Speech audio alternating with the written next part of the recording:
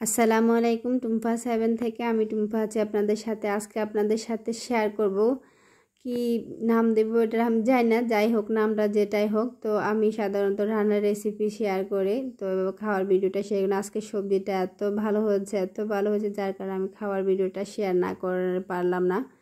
তো আমি এখানে এটা রান্না করেছি। এটা হচ্ছে কি মাছ আর ডালের বড়া দিয়ে সবজি রান্না করেছি, টমেটো আর শসা মিলিয়ে।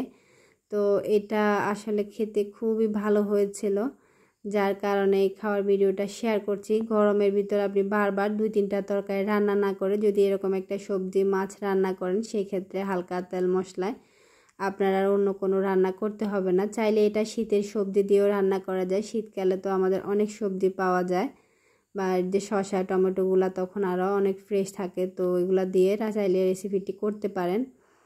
আমি এখানে নিয়ে নিয়েছি কিছু তেলাপিয়া মাছ। তো আপনি এটা চাইলে যে কোনো মাছ দিয়ে করতে পারেন। আমার কাছে তেলাপিয়া মাছ ছিল আর এটা একটু কাটা কম, বাচ্চারা পছন্দ করে, তো আমি তেলাপিয়া মাছ দিয়ে করছি। আপনারা চাইলে যে কোনো মাছ নিতে পারেন। আমি এখানে 5-6 পিস মাছ কেটে ধুয়ে পরিষ্কার করে একটু হলুদ লবণ মাখিয়ে নিচ্ছি। এখানে আমি পাইপেন বসিয়ে দিয়ে দিলাম এখানে 1/2 কাপ সরিষার তেল। আমি যেহেতু সরিষার তেল রান্না ব্যবহার করি, তো আমি সরিষার তেলটা দিয়েছি। আপনারা যে যে তেলটা ব্যবহার করেন অবশ্যই সেটা দিবেন, তবে সরিষার তেলটা একটু স্বাস্থ্যসম্মত, বা সরিষার তেল খাওয়াটা একটু ভালো, অনেকেই ভালো মনে করেন। তো আমার কাছেও ভালো লাগে, আর আমার কাছে মনে হয় সরিষার তেল দিয়ে রান্না করলে রান্নার টেস্টটা অনেক ভালো আসে।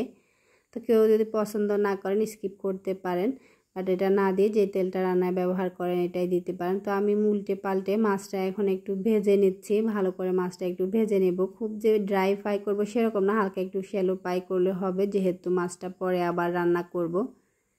তো মাছগুলো ভাজা হয়ে গেছে, একটু উল্টে পাল্টে ভেজে নিয়েছি। এখন আমি একই তেলে দিয়ে দিব রসুন কুচি। এখানে আর কোনো তেল দিব না, যে তেলটা আছে এই তেলে দিয়ে দিচ্ছি আমি 2 টেবিল স্পুন রসুন। সাথে দিয়ে দিব আমি 1/2 কাপ পেঁয়াজ কুচি, দিয়ে এগুলো একটু লালচে করে ভেজে নেব। পেঁয়াজ রসুনটা ভাজা হয়ে গেছে, এখন এখানে দিয়ে দেব সামান্য একটু পানি মশলা কষানোর জন্য। এখানে দিয়ে দিচ্ছি 2-4 চামচ হলুদের গুঁড়া, চামচটা একটু উঁচু উঁচু করে দিয়েছি। সাথে দিয়ে দিচ্ছি 1 চা চামচ মরিচের গুঁড়া, আর দিয়ে দিচ্ছি 1 চা চামচ গরম মশলা গুঁড়া আর 1 চা চামচ লবণ। তো দিয়ে সবগুলো আবার একটু ভালো করে মশলাটা ভেজে নেব, কষিয়ে নিচ্ছে। যে এখানে তেলটা ছেড়ে এসেছে, এখন এখানে দিয়ে দিচ্ছি 250 গ্রাম আলুটা দিয়ে আবারও একটু ভালো করে ভেজে কষিয়ে নেব। মশলাটা এই পর্যায়ে একটু সময় নিয়ে আস্তে করে কষিয়ে নিতে হবে। তেলটা যখন ছেড়ে এসেছে এই পর্যায়ে আমি এখানে দিয়ে দিব পানি। আমি এখানে 500 গ্রাম পানি দিয়েছি। মশলাটা যেহেতু আগে কষিয়ে নিয়েছি তাই একসাথে একটু বেশি পানি দিয়েছি, পরে আর পানি দেব না। রান্না যদি সরিষার তেল ব্যবহার করেন অবশ্যই সরিষার তেলটা ভালো করে গরম করতে হয়। আর আমি যে মশলা ব্যবহার করি এগুলো আমার নিজের হাতে চুরানো মশলা, সেক্ষেত্রে মশলাটা আমি কম দিই। আপনাদের মশলাটা কীরকম সেটা বুঝে কিন্তু মশলাটা অ্যাড করবেন। আমার এখানে শসা দিয়েছি আমি, এটা হচ্ছে যে কি যে ছোট সাইজের মালপা শসা, বা যেটা সালাতে ব্যবহার করা হয় সেই শসাটা আমি দিয়েছি। বড় সাইজের শসাগুলো এখন খুব বেশি দেখা যায় না, দেখা গেলেও খুব বেশি ভালো হয় না। তো এখানে নিয়েছি আমি পেঁয়াজু বা ডালের বড়া। এই বড়াটা আমি বাজার থেকে কিনে এনেছি। এটা আগে 2 টাকা করে পিস বিক্রি করতো, এখন প্রতি পিস 5 টাকা করে বিক্রি করে। চাইলে এই বড়াটা আপনারা ঘরে যে আমরা ডালের বড়া বা পেঁয়াজু বানাই রমজানে, সেরকমই একটু ডালটা ভিজিয়ে পেঁয়াজ আর একটু কাঁচামরিচ লবণ দিয়ে মেখে পেঁয়াজুটা ভেজে নিতে পারেন। আগে যখন আমাদের মায়েরা এই তরকারিটা রান্না করতো, এটা তো অনেক বড় একটা ব্যাপার, ডালগুলা বাড়তো, পেঁয়াজু বানাতো, তারপরে আবার হচ্ছে কি মাছ দিয়ে রান্না করতো। এটা অনেক বিশাল একটা খাবার, তো মানে বিশাল একটা কষ্টের খাবার। তো এখন আর আমি এত কষ্ট করতে যাব না, আমি পেঁয়াজুটা বাড়িতে কিনে নিয়ে এসেছি। তো এখন মাছটা দিয়ে রান্না করছি। এই রান্নাটা আসলে আপনারা কে কীরকম খান যায় না, তো আমার অবশ্যই সেরকম খাওয়া হয় না, আগে খুব বেশি খাওয়া হতো এই রান্নাটা।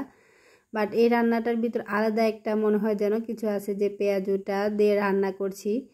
তো আমি এখানে নিয়ে নিচ্ছি 5-6টি কাঁচামরিচ। সবগুলো কাঁচামরিচ আমি যে ছিঁড়ে দিয়েছি সেরকম না, 2-3টা ছিঁড়ে দিয়েছি, আর কয়েকটা গোটা রেখেছি একটু ফ্লেভারের জন্য। আর দিয়েছি 2টি বড় সাইজের টমেটো, আমি একটু এভাবে কেটে দিয়েছি। এটা আমি যে একদম গলিয়ে ফেলবো সেরকম না, গলে ফেললে টমেটোটার স্বাদটা ভালো আসবে না। এটা একটু গোটা গোটা সবজির সাথে রাখবার। কাঁচামরিচগুলো সব দিকে ছড়িয়ে দিচ্ছি যাতে কাঁচামরিচের ফ্লেভারটা সব দিকে একটু ছড়ায়। তো তো এই যে আমি সবগুলো একসাথে দিয়ে আবার একটু এটা আবার ঢেকে নিয়ে কষিয়ে রাখবো, কষিয়ে বাট রান্না করে নেব। এতক্ষণ রেসিপিটি যদি দেখে থাকেন আপনাকে অসংখ্য ধন্যবাদ। ভিডিওটি ভালো লাগলে লাইক কমেন্ট শেয়ার করবেন, সাবস্ক্রাইব করে চ্যানেলের পাশে থাকবেন। সামান্য একটু লবণ দিয়ে দিচ্ছি, লবণের টেস্টটা মনে হচ্ছে একটু কম হয়েছে, তো লবণটা দিয়ে আবার একটু ডেকে দিলাম। আর যদি ভিডিওটি আপনি ফেসবুক পেজ থেকে দেখে থাকেন অবশ্যই পেজটাকে ফলো দিয়ে রাখবেন। তো যাই হোক, আমার রান্নাটা প্রায় হয়ে এসেছে। আমি একটু এটা এই খুন্তিটা তো যেহেতু নরম তো ভাঙবে না, তবে অবশ্যই আলতো হাতে এটা নেড়ে দিতে হবে। খুব বেশি খাটাখাটনি করে বা যদি জোরে নাড়াচাড়া করে মাছগুলো ভেঙে যাবে আর পেঁয়াজগুলা হয়তো ভেঙে যাওয়ার সম্ভাবনা থাকে। তো আলতো হাতে একটু নেড়ে ছেড়ে এটা নামিয়ে নিব। এইটাতে বেশি কিন্তু পাতলা ঝোল থাকলে ভালো লাগবে না। শসা তরকারিটা এমনি একটু পানসে, তার জন্য আমি একটু সাথে আলু দিয়েছি। এই যে হয়ে গেল আমার পেঁয়াজ বা ডালের বড়া দিয়ে মাছ সবজি রান্না করা। অবশ্যই রেসিপিটি ভালো লাগলে বাসায় তৈরি করে খাবেন। এটা তো আমাদের খুবই জনপ্রিয়, কি বলবো। এই রান্নাটা যখন হয় বা যখন করে আমরা তখন পেঁয়াজু বানাতে বানাতে অর্ধেক পেঁয়াজু খাওয়ার জন্য বাহানা করতাম। আর রান্নার পরে তো এমনি তো মায়েদের কষ্ট হয়ে যেত পেঁয়াজু বানিয়ে রান্না করা, তার ভিতরে আবার খেয়ে দিয়ে অর্ধেক কী করতাম আগেই শেষ করে দিতাম। তো এটা অনেক আসলে একটা রান্না, তো অনেক দিন পরে করলাম। আশা করি আপনাদের ভালো লাগবে। আল্লাহ হাফেজ।